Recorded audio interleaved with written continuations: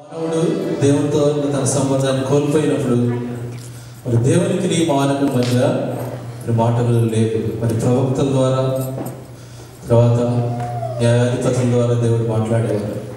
అదేను కొంతమందితో మాత్రమే. మరి అందరూ కూడా దేవుని సన్నిధిలోకి చేరే ఆ ఏర్పాటు లేదు. మరి సంవత్సరానికి ఒకసారి ఒక ప్రధానాధిపతి, ప్రధాన యాజకుడు మరి అందరి తరఫున మరి అర్పణలు చెల్లిస్తారు. మరి యేసుక్రీస్తు శిలువలో మన కొరకు చనిపోయిన తర్వాత మరి దాని అవసరత లేదు. మరి మనం ఏ సమయంలో అయినా, ఏ స్థితిలో ఉన్నా దేవుని సన్నిధిలో ప్రార్థించడానికి ఎప్పుడైనా మనం వెళ్ళచ్చు. సంవత్సరానికి ఒకసారి వెళ్ళాలని లేదు. మరి అటువంటి గొప్ప భాగ్యాన్ని దేవుడు మనకందరికి కూడా కల్పించారు. అది దేవుని యొక్క ప్రగాఢ సంకల్పం. మరి దానికి దేవుడు రక్షకుడైన యేసుక్రీస్తు గొప్పగా చెల్లించవలసి వచ్చింది.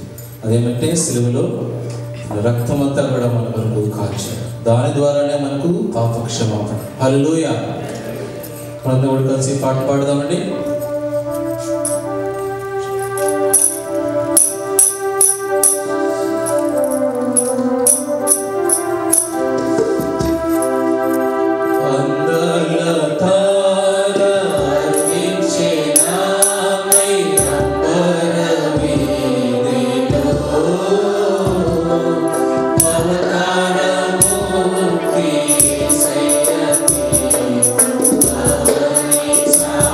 To